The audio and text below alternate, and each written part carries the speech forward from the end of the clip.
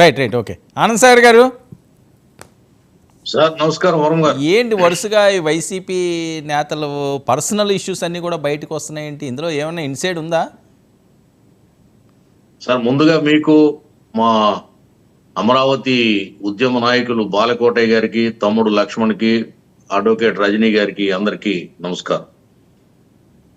ఏం సార్ ఇప్పుడు ఒక పూర్వం మా మా చిన్నప్పుడు ఒక డ్రామా ప్లే చేశారు మా గ్రామంలో, చాలా ఒక 40 ఏళ్ల క్రితం. అందులో ఒక డైలాగ్ ఉంది, హేతువు లేనిదే తీతువు కొయ్యదు, కారణం లేనిదే ఈరను మోగదు, అగ్గి లేనిదే పొగరాదు. ఆ డైలాగ్ అది.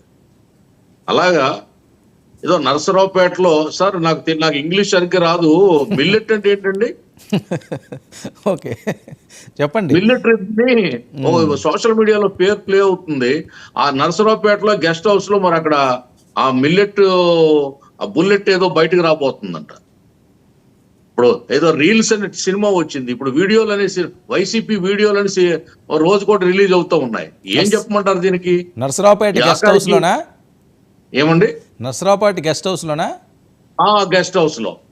అక్కడి నుంచి మరి ఏవో వీడియో రిలీజ్ అవుతున్నాడు త్వరలో, ఆ మిల్లెట్ రెడ్డి గారి యొక్క ఆ బుల్లెట్ వీడియో. ఏం చెప్పమంటారు ఇది? ఒకటా రెండా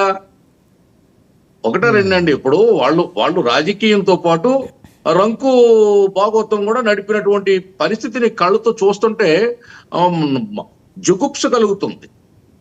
ఏమిటిది అసలు? రాష్ట్రంలో రాజకీయ రంగం ఎలా మారిపోయింది? జగన్మోహన్ రెడ్డి వచ్చిన తర్వాత రాజకీయ పరిభాషను మార్చేశాడు. గంట అరగంట, లేకపోతే జిప్పు, లేకపోతే మొన్న దువ్వాడ మాట్లాడినటువంటి ఆ మాటలు, ఇప్పుడు ఇదిగో ఈ మిల్లెట్ రెడ్డి ఉదంతం, దూరంపూడి చంద్రశేఖర్ రెడ్డి రాసలీల, వీటితో పాటు ఈ కోర్టు భాష, ఏది ఈడీకి అటాచ్మెంటు, ఏది సిబిఐ దాడి, లేదా లాంగ్ పెండింగ్ బెయిలు, జైలు, ఇదే మ్యాటర్ అంతా. అసలు రాజకీయ రంగంలో పూర్వం ఏముండేదంటే, నేను మా ఫాదర్ మంత్రిగా ఉన్నప్పుడు ఏముండేదంటే, అధిష్టాన వర్గం పిలిచింది, లేకపోతే అధిష్టాన వర్గం నుంచి దూత వచ్చాడు, అసమ్మతి వర్గం, అసమ్మతి సమావేశం, మంత్రిమండలి సమావేశం, లేకపోతే అసంతృప్తి ఎమ్మెల్యేల సమావేశం. ఈ పరిభాష పేపర్లో చూస్తే, ఈనాడు పేపర్లో చూస్తే ఈ భాష నేర్చుకున్నాం. ఇప్పుడు ఎప్పుడైతే జగన్మోహన్ రెడ్డి రాజకీయ రంగ ప్రవేశం చేశాడో, పార్టీ పెట్టాడో, జైలు, బెయిలు, కోర్టు, ఆ court, ED court, CBI court, ఇవే ముఖ్యమంత్రిగా ఉన్నప్పుడు అప్పుడు ఇదే. చంద్రబాబు నాయుడు గారిని అరెస్టు, అచ్చెన్నాయుడు గారిని అరెస్టు, లోకేష్ గారికి సిఐడి నోటీసులు, లేకపోతే కిలార్ రాజేష్ కి సిఐడి నోటీసులు, ఉమా గారి అరెస్టు, నరేంద్ర గారు అరెస్టు, ఇవే కదా ఎంతసేపు. ఇప్పుడు ఏంటంటే ఇదిగో రాసలీలలు ఎపిసోడ్, కొత్త ఎపిసోడ్ అనమాట.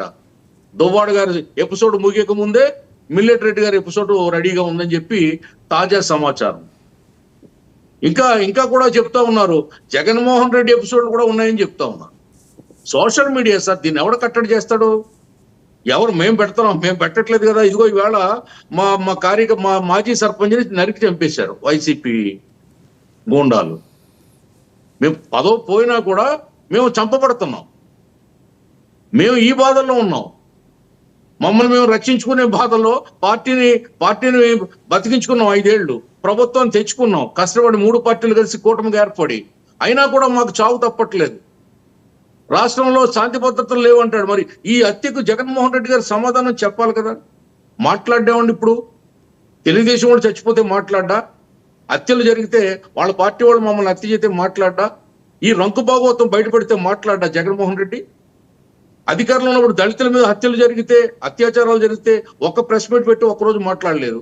బీసీల మీద, ఎస్టీల మీద, మైనార్టీల మీద జరిగితే మాట్లాడలేదు. నా బీసీలు, నా ఎస్టీలు, నా మైనార్టీలు అంటాడు. మాలలు నా మేనమామలు, నేను తెల్లారులేస్తే మామా అని పిలిచేది దళితుల్నే, మాలల్నే అని చెప్పాడు. ఏం చేశాడు? మాలలకి ఏం మిగిల్చాడు రాష్ట్రంలో? ఇటువంటి సందర్భాల్లో ఈ నాయకుల యొక్క రాసలీలలు, ఈ రంకు భాగవతం వినలేక జనం చస్తున్నారు సార్. Okay right. లక్ష్మణ్